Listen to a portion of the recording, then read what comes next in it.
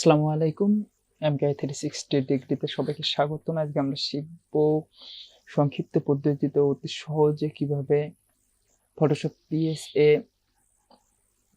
Passport size ছবি তৈরি করা যায়। সো কথা না বাড়িয়ে ভিডিওতে চলে যাই।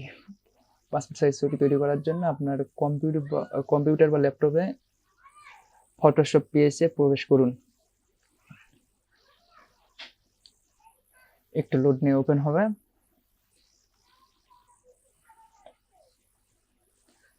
আচ্ছা, তারপরে আপনি যেই ফটোতে কাজ করবেন সেই ফটোটি ওপেন করে নিন।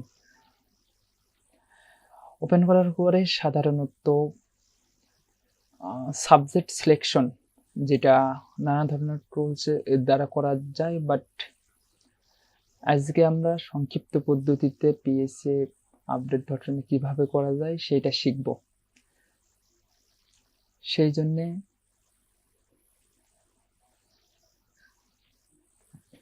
আমরা ম্যাজিক কুইক সিলেকশন টুল নিব। কুইক সিলেকশন টুলে ক্লিক করার পরে উপরে আসবে সাবজেক্ট সিলেকশন। সেই সাবজেক্ট সিলেকশনে আমরা ক্লিক করব। তাহলে একটু লোড নিয়ে অটোমেটিক সাবজেক্ট সিলেকশন হয়ে যাবে।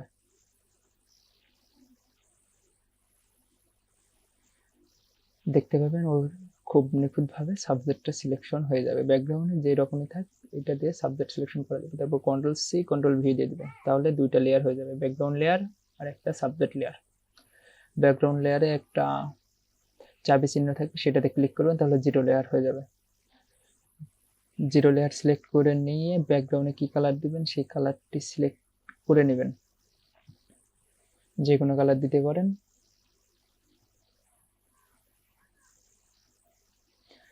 কালারটি সিলেক্ট হয়ে গেলে কন্ট্রোল ডিলিট চাপ দিবেন, তাহলে ব্যাকগ্রাউন্ড রিমুভ হয়ে যাবে।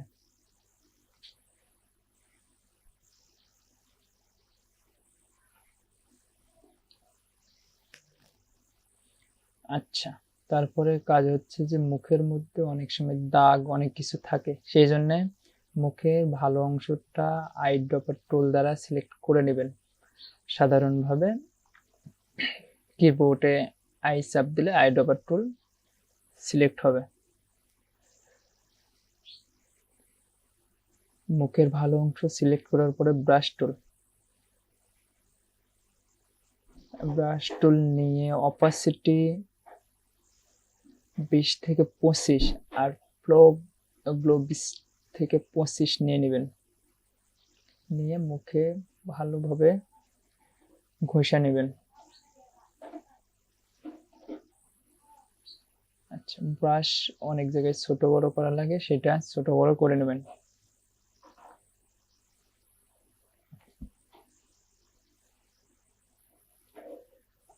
অনেক নিখুঁতভাবে মুখটা ঘষে নেবেন। তারপরে সাধারণভাবে ফিল্টার থেকে ক্যামেরার ও ফিল্টারে প্রবেশ করবেন।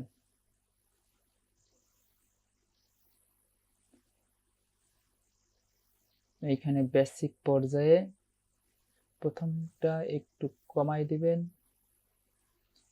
দ্বিতীয়টা একটু কমাই দিবেন, তারপর আলো একটু বাড়াই দেবেন। এগুলা একটু কম বেশি করে দেখবেন, যেটা ভালো দেখা যাবে সেটা সিলেক্ট করে নেবেন। নিচের এইটাতে দিলে একটু স্মুথ হয়ে যাবে ছবি। আচ্ছা,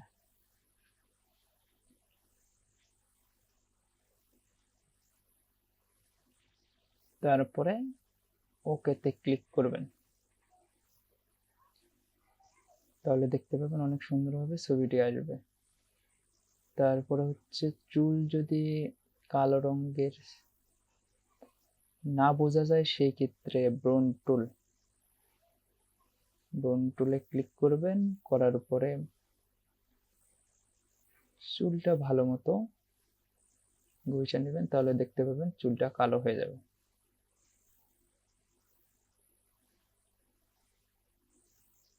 আচ্ছা, চুলটা কালো হয়ে গেলে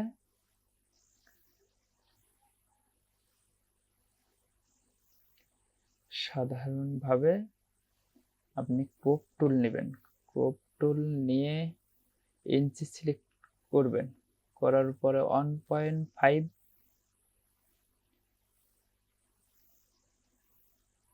আর 1.9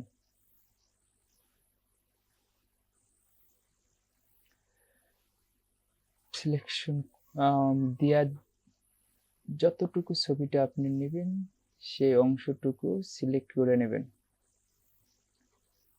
নিয়ে সোজা হয়ে গেলে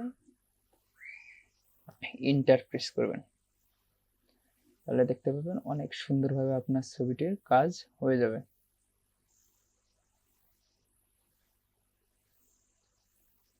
তারপরে লেয়ার থেকে নিচে আসলে দেখতে পাবেন ফ্ল্যাটেন ইমেজ, ফ্ল্যাটেন ইমেজে ক্লিক করবেন।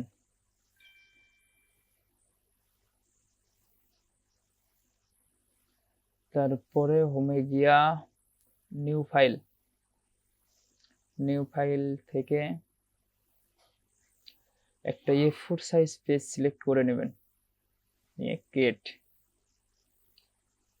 আচ্ছা, এই জায়গায় ফটোটা কন্ট্রোল A দিয়ে অল সিলেক্ট করে নেবে, কন্ট্রোল C দ্বারা কপি করে নেবেন, পেজে আইসা কন্ট্রোল V দ্বারা পেস্ট করে দিবেন।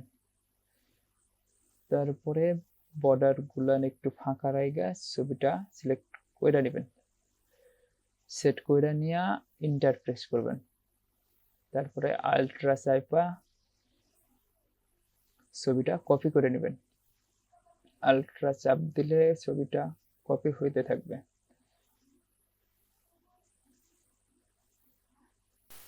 তারপরে লেয়ার থেকে ফ্ল্যাটেন ইমেজ করে নেবেন, তারপরে রেক্ট্যাঙ্গুলার টুল ওইটা সিলেক্ট করে নেবেন,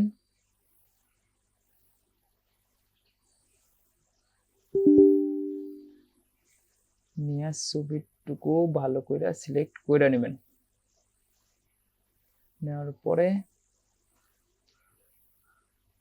আল্ট্রা চাইপা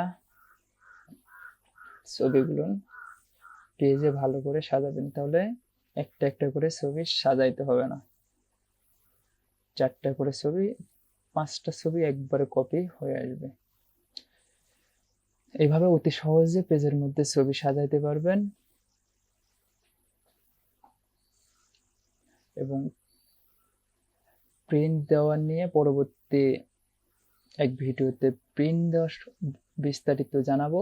আজকে এই পর্যন্তই।